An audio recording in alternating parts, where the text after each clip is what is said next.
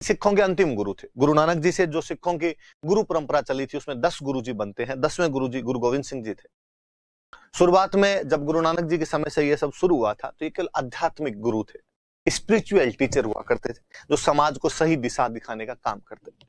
कालांतर में जब औरंगजेब के अत्याचार बढ़ने लगे और इनको लगा कि यार केवल धार्मिक प्रवचनों से पार नहीं पड़ेगी, जनता को बचाने के लिए शस्त्र उठाने पड़ेंगे, और तब गुरु गोविंद सिंह ने खालसा पंथ की स्थापना कर दी और कहा गया कि हमें मानने वाले जितने भी लोग हैं हिंदू धर्म के लोग थे जो इन गुरुओं को माना करते थे, इनकी सीख मानते थे, इसलिए उनको सिख कहा जाता था।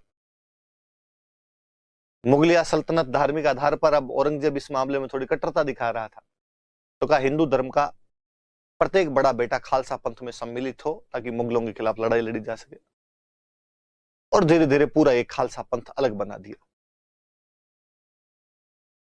तो गुरु गोविंद सिंह जी एक तरीके से सिखों के स्पिरिचुअल लीडर तो थे, वो साथ ही एक पॉलिटिकल लीडर भी बन गए। एक तरह राजा बन गए वो। उन्होंने अपना बाकायदा स्टेट स्थापित कर लिया, किले बनवा लिए, सेना रखते थे पूरी। औरंगजेब से लड़ाइयां की उन्होंने, और लड़ाइयां क्या लड़ाइयां की। जब वो अंतिम 7 दिन जो 25 दिसंबर से 31 दिसंबर का जो टाइम है क्रिसमस के आसपास वाला, उसमें उनके 4 बेटे चारों शहीद हो गए थे। 2 बेटे चमकौर साहिब वाले युद्ध के अंदर लड़ते हुए वीर गति को प्राप्त हुए। 2 बेटों को सरहिंद के गवर्नर ने जीवित दीवारों में चुनवा दिया था। वो गुरु गोविंद सिंह जी जाते टाइम ये कह के गए कि मेरे बाद अब और कोई गुरु नहीं बनेगा। तो साहब हमें गुरु जी वाली बात कौन बताएगा? उन्होंने कहा एक ग्रंथ, ये गुरु ग्रंथ साहिब है, सब गुरुओं की बातें इस ग्रंथ में है, अच्छी अच्छी जितनी बातें हमने इसमें लिख दी, आपको जब भी कोई दिशा निर्देश चाहिए ये खोल लेना पड़े। ठीक है साहब, आज के बाद में गुरु का स्थान गुरु ग्रंथ साहिब का है। पर ये लड़ाई कौन करेगा? अब तक तो आप खुद लड़ रहे थे, आपका परिवार लड़ रहा था, इसलिए आपके पीछे हम सब लड़ रहे थे। ये पॉलिटिकल लीडर कौन होगा? तो गुरु गोविंद सिंह की लेगेसी को, वो जो पॉलिटिकल लेगेसी थी, उसको कंटिन्यू करने वाला बंदा जो था उसका नाम था बंदा बहादुर। वास्तव में कश्मीरी राजपूत था ये, वैराग्य धारण कर लेता है, संन्यास धारण कर लेता है। गुरु गोविंद सिंह जी को महाराष्ट्र में यह मिलता है, लक्ष्मण सिंह नाम था इसका। और गुरु गोविंद सिंह जी कहते हैं कि लक्ष्मण सिंह, क्षत्रिय का काम वैराग्य धारण नहीं करना है, शस्त्र धारण कर, लड़ाई कर। तो लक्ष्मण सिंह गुरु की बात मानकर बाद में उनके साथ हो जाता है। कहते हैं इसकी वीरता को देखते हुए गुरु गोविंद सिंह जी ने कहा था कि यार बंदा बहादुर है ये। बंदा मतलब बंदा आदमी, बहादुर बंदा है। तो धीरे धीरे वो लक्ष्मण सिंह का हम ओरिजिनल नाम भूल गए और हम उसको बंदा बहादुर के नाम से जानते हैं। तो सिखों की तरफ से अब जो लड़ाई का जिम्मा था वो बंदा बहादुर ने उठा लिया था। भले ही बहादुर शाह के टाइम में सिखों के साथ मुगलों का समझौता हो गया था, पर समझौता बड़ा शॉर्ट टर्म रहा, अल्पकालीन रहा। एक बार फिर दोनों आमने सामने थे हथियारों को लेकर। सिख लड़ रहे थे, उधर से मुगल लड़ रहे थे। फाइनली फर्रुख शेर के टाइम में बंदा बहादुर को पकड़ लिया गया। इतिहास की भयंकर दर्दनाक मौतों में से एक बंदा बहादुर को दी गई।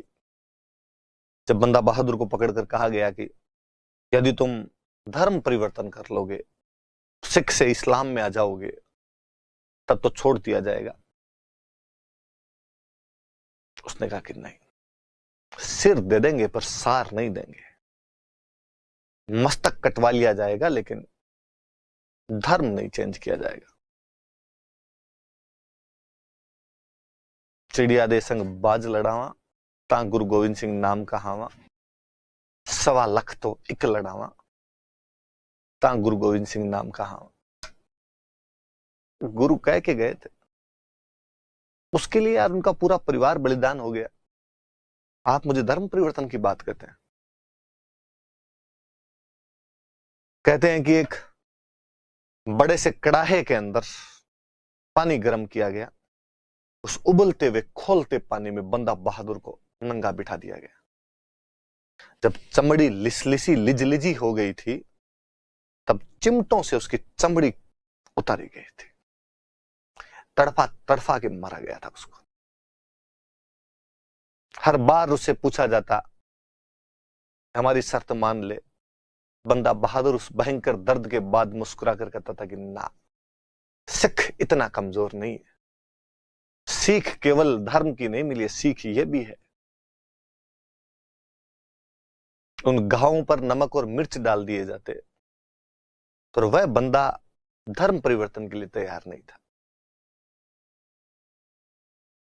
उसे पूरी दिल्ली के अंदर हथकड़ियां डाल के घुमाया गया। दिल्ली के आम लोगों ने उसके शरीर पर थूका और टॉयलेट किया।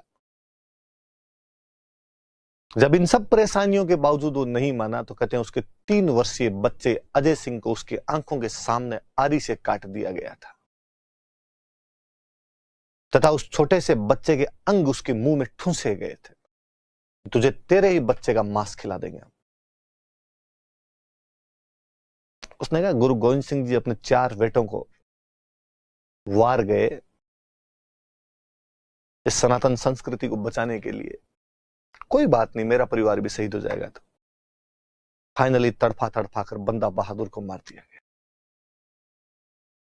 फर्रुख शेर की बादशाहत का एक बदनुमा दाग है कि उसने सिख नेता बंदा बहादुर को इतना निर्दयता पूर्वक तड़पा तड़पा कर मारा था।